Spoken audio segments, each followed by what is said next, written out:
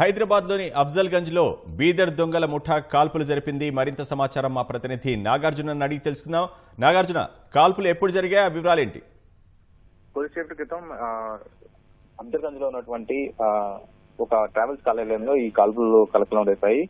అక్కడికి బీదర్ పోలీసులు దుండగులు పట్టుకుని వచ్చిన సమయంలో వారిపై కాల్పులు జరిపారు. వాళ్ళు పోలీసులు వెంబడిస్తున్న సమయంలో ఒక ట్రావెల్స్ కార్యాలయం వెళ్ళినట్టుగా తెలుస్తోంది. ప్రస్తుతానికైతే పోలీసులు అక్కడ చేరుకుని వివరాలు సేకరిస్తున్నారు. దాంతో పాటుగా అక్కడ ఇప్పటికే దొంగలను పట్టుకున్నట్టుగా తెలుస్తుంది. అయితే ఈ రోజు ఉదయం బీదర్ లో జరిగినటువంటి ఒక ఏటీఎం దొంగతనానికి సంబంధించినటువంటి నిందితులని పట్టుకునేందుకు ఒక టీమ్ గా ఏర్పడినటువంటి బీదర్ పోలీసులు వాళ్ళు ఇక్కడికి వచ్చినట్టుగా తెలుస్తుంది. అందులో భాగంగానే ఆ రాబరీ చేసినటువంటి దొండగలే ఇక్కడ కాల్పులు జరిగినట్టుగా ప్రధానంగా పోలీసులు అనుమానిస్తున్నారు. సో ప్రస్తుతానికి అయితే పూర్తి వివరాలు తెలియాల్సి ఉంది.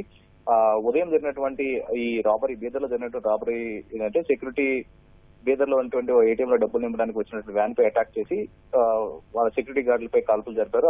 ఈ ఘటనలో ఇద్దరు కూడా చనిపోవడం జరిగింది. అయితే 90 లక్షల రూపాయలు ఉన్నటువంటి నగదుతో వాళ్ళు అక్కడి నుంచి పారిపోయారు. ద్విచక్ర వాహనంపై వచ్చి వెళ్ళిపోతున్న వారిపై స్థానికులు కూడా దాడి చేయడానికి ప్రయత్నించారు. సో వాళ్ళని వెంబడించేందుకు ఇప్పటికే అప్పుడు బీదర్ పోలీసులు టీం ఏర్పడి వాళ్ళ కోసం గాలిస్తున్నారు. సో ఇదే క్రమంలో ఈ రోజు హైదరాబాద్ లో వాళ్ళు గుర్తించినట్టుగా తెలుస్తుంది. బీదర్ పోలీసులు ఈ రోజు కొద్దిసేపటి క్రితం అఫ్జల్గంజ్ లో వాళ్ళు ఉన్నట్టుగా తెలుసుకొని అక్కడికి రావడంతో వెంబడించి వారిపై కాల్పులు జరిగే ప్రయత్నం చేశారు. అయితే అక్కడ ఉన్నటువంటి ట్రావెల్స్ కార్యాలయంలోకి వాళ్ళు వెళ్ళినట్టుగా తెలుస్తుంది. అక్కడ మేనేజర్ పై కాల్పులు జరిపారని స్థానికుల నుంచి సమాచారం. అయితే ఇప్పుడు ఈ ఘటనలో ఎంతమంది గాయపడ్డారు, ఏంటి విషయాలు, పూర్తి విషయాలు తెలియాల్సి ఉంది. స్థానిక ఈస్ట్ జోన్ డీసీపీ ఘటనా స్థలానికి చేరుకున్నారు. ఘటనపై ఆరా తీస్తున్నారు. ఈ ఘటనపై పూర్తి వివరాలు తెలియాల్సి ఉంది. ఎంతమంది గాయపడ్డారా లేకపోతే చివరికి దొంగలు పట్టుకున్నట్టుగా తెలుస్తుంది. కానీ దీనిపై పూర్తిగా క్లారిటీ రావాల్సి ఉంది. దొంగల ముఠాలో ఎంతమంది ఉన్నారో ఆ వివరాలు ఏమైనా ఉన్నాయా నాగార్జున? ఇప్పటి వరకు తెలియలేదు.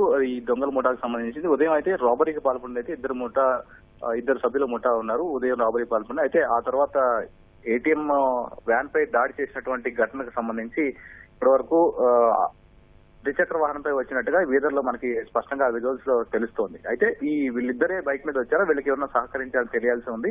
అయితే ఇప్పుడు పోలీసులు చెప్పినటువంటి వారి ప్రకారం ఇద్దరు నిందితులే ఇక్కడికి అఫ్జల్గంజ్ సమీపంలో వచ్చి కాల్పులు జరిపినట్టుగా మనకి తెలుస్తోంది. దీనికి సంబంధించిన పూర్తి వివరాలు వెల్లడిస్తామని పోలీసులు చెప్తున్నారు. ధన్యవాదాలు నాగార్జున.